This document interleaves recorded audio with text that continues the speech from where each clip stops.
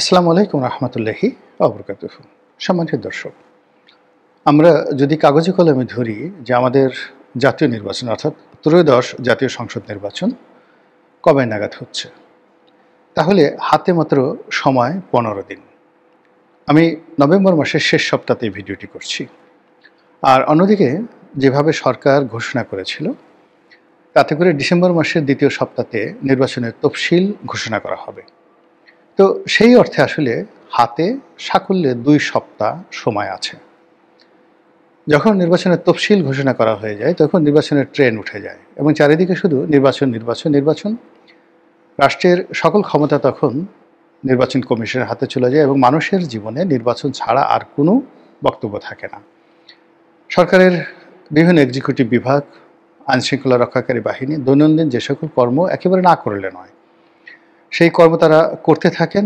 আর সরকার বসে বসে চিন্তা করতে থাকে তারা থাকবে কি থাকবে না, আবার নির্বাচিত হবে কি হবে না, তো ইত্যাদি ইত্যাদি বিষয়। যেহেতু এখন অন্তর্বর্তীকালীন সরকার ক্ষমতায় আছে, ফলে তারা আবার নির্বাচিত হবে কি হবে না এই বিষয়ে তাদের চিন্তা করার কোনো সুযোগ নেই, তাদেরকে যেতে হবে। তাহলে সেক্ষেত্রে নির্বাচনে আসছে মাত্র আর ১৫ দিন। আর নির্বাচনের তফসিল ঘোষণার পরে যে জোয়ার উঠবে, অর্থাৎ ডিসেম্বর মাসের ১৫ তারিখ থেকে ফেব্রুয়ারি মাসের ১৫ তারিখ পর্যন্ত, এই দুটো মাস, এই দুটো মাস নির্বাচনের ট্রেন চলতে থাকবে, অর্থাৎ নির্বাচন নির্বাচন নির্বাচন। তো সেই ক্ষেত্রে নির্বাচনের মাত্র ১৫ দিন আগে, তফসিল ঘোষণার ১৫ দিন আগে, আমি এখানে যদিও নির্বাচন হবে ফেব্রুয়ারি মাসের ১৫ তারিখে, কিন্তু আমি যেটা বললাম যে নির্বাচনের তফসিল ঘোষণার সঙ্গে সঙ্গেই বাংলাদেশে যে চিরাচরিত প্রথা, সেই প্রথা অনুযায়ী নির্বাচনটি আসলে শুরু হয়ে যায়। তো যেখানে নির্বাচনটা শুরু হয়ে যায়, অর্থাৎ আপনি একটা বিয়ে করবেন, করবেন, একটা অনুষ্ঠান করবেন, জিয়াফত করবেন, তো সেটার শুরুর দিন থেকেই মূলত ধরে নেওয়া হয় যে হয়ে গেছে। আর সমাপ্তি যেদিন সমাপ্তি হবে, সেই দিন মানুষ আফসোস করে যে সমাপ্ত হয়ে গেল, আনন্দটা চলে গেল। তো যার জন্য শুরুটা, আপনি ধরেন পুজো যেদিন থেকে শুরু হলো, ওই দিন থেকেই আসলে শুরু থেকেই মূলত তারিখটা ধরা হয়। তাহলে নির্বাচনের তফসিল ঘোষণার দিন থেকেই মূলত নির্বাচন।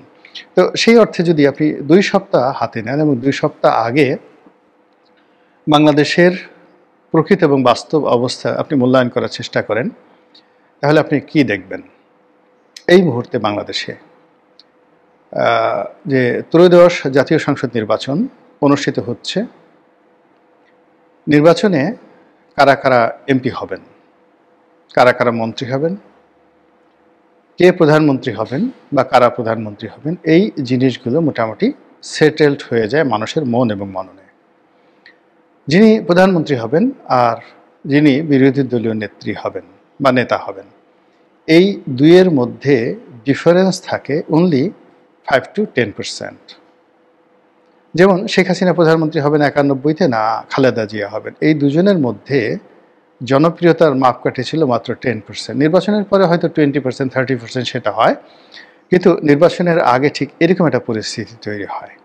সেই অর্থে আপনি যদি এখন প্রধানমন্ত্রীর পদে কয়েকজনকে চিন্তা করেন, জনাব তারেক রহমান, জনাব শফিকুর রহমান, মানে ডাক্তার শফিকুর রহমান জামাতের আমির, এরপর জিএম কাদের জাতীয় পার্টি যদি নির্বাচন করতে পারে, এনসিপির জনাব নাহিদ ইসলাম, কেননা তারা তো নিজেরাই ঘোষণা দিয়ে ফেলেছেন সরকারের পক্ষ থেকে ভবিষ্যৎ প্রধানমন্ত্রী।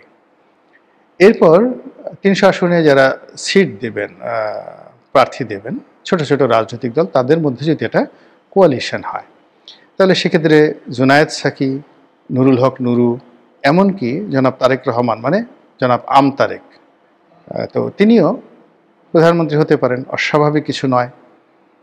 তো এই যে যারা প্রধানমন্ত্রী হিসেবে আমি যাদের নাম বললাম, প্রত্যেকটা মানুষের নামে আপনি চিন্তা করেন, তারেক রহমান সাহেব, শফিকুর রহমান সাহেব, তারপর এবি পার্টির মঞ্জুর কথা চিন্তা করেন, এমনকি ব্যারিস্টার ফুয়াদের কথা চিন্তা করেন, নুরুল হক নুরুর কথা চিন্তা করেন, জুনায়েদ সাকির কথা চিন্তা করেন, তারপরে জনাব তারেক রহমান সাহেবের কথা চিন্তা করেন, তারেক, তারপরে শেষে আরও যে সমস্ত লোকজন আছেন, এমনকি সেই নাহিদ, তারপরে পাটোয়ারি, নাসিরউদ্দিন পাটোয়ারি, আক্তার, তাসনিম জারা, মানে তারা সবাই কিন্তু মনে মনে আমি যেটা বললাম এই কথা আপনাদের সামনে, আপনারা হয়তো অনেকে একটু মুচকি হাসতে পারেন, কিন্তু জিজ্ঞেস করে দেখেন যে আমি যে লোকগুলোর নাম বললাম তাদের বুকের উপরে একটি যন্ত্র ধরেন, স্টেথোস্কোপ, তারপরে সেই যন্ত্রের জবান খুলে দেন, দেখবেন যে আমি যে কথাগুলো বললাম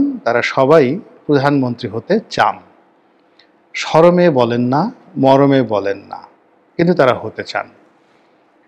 এটা অস্বাভাবিক কিছু নয়। আমিও প্রধানমন্ত্রী হতে চাই, আপনিও প্রধানমন্ত্রী হতে চান। আমাদের সেটা সুযোগ হচ্ছে না, আমাদের সামর্থ্য নেই, কিন্তু আমরা হতে চাই না, এটা কিন্তু কেউ বলবেন না। যে বলে সে মিথ্যা কথা বলে। আমাদের দেশে সবাই প্রধানমন্ত্রী হতে চায়, সবাই মন্ত্রী হতে চায়, সবাই এমপি হতে চায়, সবাই ক্ষমতাধর ব্যক্তি হতে চায়। এটা একটা স্বাভাবিক আমাদের দেশের ক্যারেক্টার বা বৈশিষ্ট্য। অন্যদিকে সরকারের মধ্যে যারা আছেন, এখন প্রধান উপদেষ্টা, তিনিও প্রধানমন্ত্রী হতে চান, তারপরে আসিফ নজরুল সাহেব হতে চান, রেজওয়ানা হতে চান, আদিলুর রহমান শুভ্র হতে চান, খলিলুর রহমান হতে চান, এমনকি প্রেস সচিব উনিও হতে চান। কিন্তু কিভাবে হবেন, কেন হবেন ইত্যাদি প্রশ্ন তারা করতে চান না। কিন্তু মনের একটা জিনিস তাদের মধ্যে সবসময় কামনা বাসনা থাকে বা তাদের চিন্তার মধ্যে থাকে, যদি সুযোগ আসতো আমি প্রধানমন্ত্রী হতাম, আমি বাংলাদেশের এই আগামী 5 বছর এই কাজগুলো করতাম। এরকম একটা একেবারে নির্লোভ নিষ্পাপ একটা চিন্তা অনেকের মধ্যে থাকে, তাদের মধ্যে থাকবে। আর যদি তাদের মধ্যে সেটা না থাকে তাহলে তারা হয় দেবতা, হয় অতি মানব, অথবা তাদের মধ্যে কোনো মানবীয় সত্তা নেই।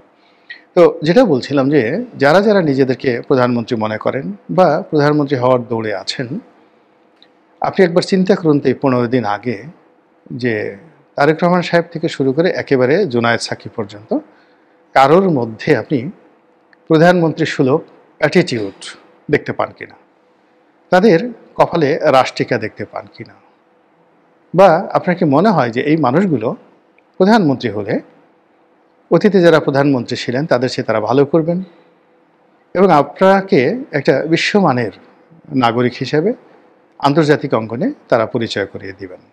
যদি আপনার মনের মধ্যে এই ধরনের চিন্তা না হয়, তাহলে ধরে নেন যারা প্রধানমন্ত্রী হবেন তারা হতে পারবেন না।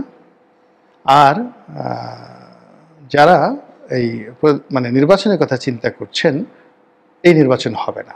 এর কারণ হলো আপনার মানুষের হৃদয়ের মধ্যে একটা এলহাম আসতে হবে। শেখ হাসিনার পতন হবে, এরশাদের পতন হবে, আওয়ামী লীগ সরকারের পরে বিএনপি সরকার 111-এর সময় পতন হবে, মঈনুদ্দিন ফখরুদ্দিন টিকতে পারবে না, এইরকম কথাগুলো মানুষের মুখে মুখে ফিরত। আবার বাংলাদেশে একটা তৃতীয় শক্তি আসবে, চতুর্থ শক্তি আসবে, বিভিন্ন কথাবার্তা যখন আমরা বলছি বিভিন্ন সময়, সেটা কিন্তু অতীতে ঘটে গেছে। বাংলাদেশে একটা সময় দক্ষিণপন্থী গ্রুপ অর্থাৎ ইসলামপন্থী গ্রুপ খুব শক্তিশালী হবে, তারা রাজনীতির অনেক কিছু নিয়ন্ত্রণ করবে। এই কথাগুলো কিন্তু আমরা 2001 সন থেকে বলে আসছি, সেই বাংলা ভাইয়ের জমানা থেকে। এখন 2025 সনে এসে দেখেন সেগুলো কতটা বাস্তব হয়েছে। অর্থাৎ কিছু না কিছু বটে, কিছু না কিছু রটে। আর এই পৃথিবীতে যা কিছু ঘটে তার 10 বছর, 15 বছর, 20 বছর আগে মানুষের মুখে সেই কথাগুলো আল্লাহ রাব্বুল আলামিন বের করে দেয়। তো কাজেই 15 দিন পরে যে নির্বাচন হবে, সেই নির্বাচনের সকল অনুষঙ্গ, উপসর্গ, বৈশিষ্ট্য, ক্যারেক্টারিস্টিক্স এবং ভবিষ্যৎ মানুষের মুখে, পথে, ঘাটে, মাঠে ছড়াতে থাকবে। আর যদি নির্বাচন না হয় তাহলে আপনি লম্ফ দেখবেন, ঝম্প দেখবেন, কিন্তু শেষমেশ কিছুই হবে না।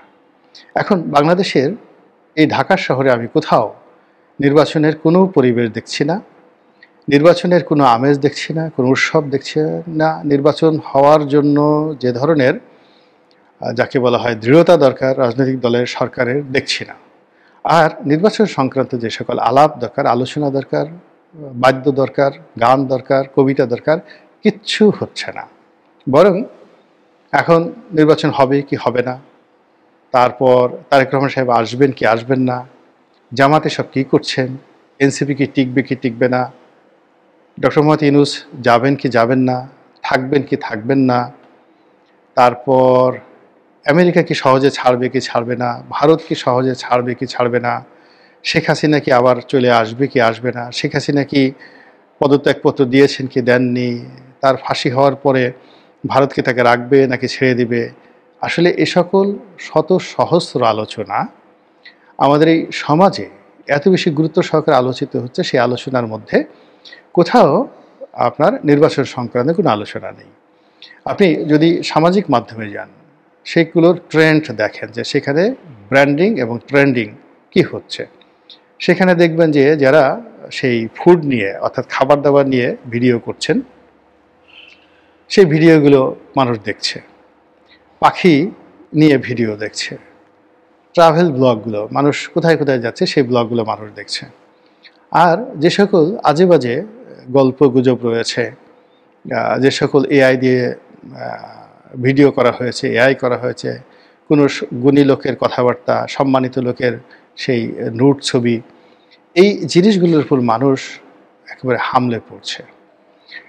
এবং দেশের যে প্রথিতযশা রাজনীতিবিদ যারা রয়েছেন, তাদের কারোর মধ্যেই নির্বাচন সংক্রান্ত যে বিষয়, সেই নির্বাচন সংক্রান্ত বিষয় যে ধরনের একটা অবস্থা তৈরি হয় নির্বাচনের আগে আগে, সেরকম নয়। আপনি জামাতের প্রথম 10 জন নেতাকে নিন এবং তাদের দিকে তাকান, বিএনপির 50 জন নেতার দিকে তাকান, আপনি দেখবেন তারা ক্লান্ত, তারা বিধ্বস্ত, তারা বিভ্রান্ত, এবং তারা সকালে এক ধরনের কথা বলছেন, বিকেলে এক ধরনের কথা বলছেন। এবং নির্বাচনের যে বিষয়াদি রয়েছে সেই বিষয়াদি নিয়ে তারা দৃঢ়তা দেখাচ্ছেন না। এমনকি ইলেকশন কমিশন, সেই ইলেকশন কমিশন সকালে বলছেন কিয়ামত হয়ে গেলে নির্বাচন হবে, বিকালবেলা বলছেন রাজনৈতিক দলগুলো যদি সহযোগিতা না করে কোনো অবস্থাতেই একটা ভালো নির্বাচন করা সম্ভব নয়। আর অর্থাৎ নির্বাচন কমিশন, তারা কিছুই করতে পারবে না যদি সকল রাজনৈতিক দলগুলো সংঘবদ্ধভাবে তাকে সাহায্য এবং সহযোগিতা না করে। তো নির্বাচনের মাত্র 15 দিন আগে যদি এইরকম একটা পরিবেশ হয়, এরকম একটা পরিস্থিতি তৈরি হয়, এরকম একটা আবহাওয়া তৈরি হয়, সেক্ষেত্রে আপনি যদি ধরে নেন যে নির্বাচন হবে, সেটি আপনার নিজের প্রতি একটা জুলুম। আর 2 নম্বর হলো যে এরকম একটা পরিবেশ পরিস্থিতির মধ্যে যদি সত্যিই একটা নির্বাচন হয়ে যায়, তাহলে পুরো দেশ এবং জাতির উপর যে কত বড় একটা জুলুম, তার একটা ছোট্ট উদাহরণ দিয়ে ভিডিওটা শেষ করি। ধরুন আপনি যুদ্ধের ময়দানে আছেন, প্রায় 14 মাস ধরে। কিন্তু 14 মাস ধরে যুদ্ধের ময়দানে থাকার পর আপনি দেখলেন যে আশেপাশে কোনো রকম শত্রুর যাকে বলে টিকিটই নেই, যুদ্ধ হবে না। আপনি ভুল তথ্যের ভিত্তিতে এসেছেন, কাজেই আপনি ফিরে যাবেন, হতাশ হয়ে ফিরে যাবেন, যুদ্ধ হলো না, বা খুশি হয়ে ফিরে যাবেন, যুদ্ধ হলো না। এজন্য আপনার সকল সেনাবাহিনীকে আপনি খাওয়া দাওয়ার আয়োজন করলেন যে আজকে তোমরা ভালো করে পোলাও খাও, কোরমা খাও, রোস্ট খাও, নাচ করো, গান করো, এবং গভীর রাত্রি পর্যন্ত আপনারা সেই কাজগুলো করলেন। তারপর গভীর ঘুমে আচ্ছন্ন হয়ে পড়লেন।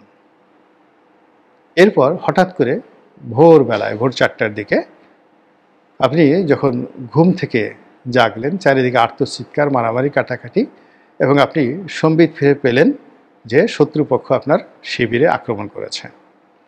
তখন আপনার অবস্থা, আপনার সৈন্যবাহিনীর অবস্থা কি হবে?